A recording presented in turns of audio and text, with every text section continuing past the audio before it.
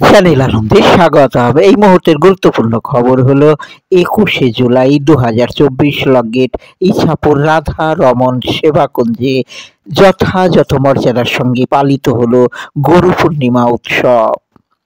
শ্রীমৎ কৃষ্ণদাস গোস্বামীকে ভক্ত শিষ্য শিষ্যাগণ প্রথম পর্বে স্নান করান, পরে গুরু পূজা অনুষ্ঠিত হয়।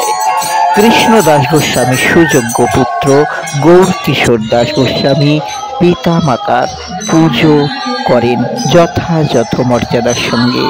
এদিন অনুষ্ঠানে উপস্থিত থাকেন শত শত ভক্তবৃন্দ।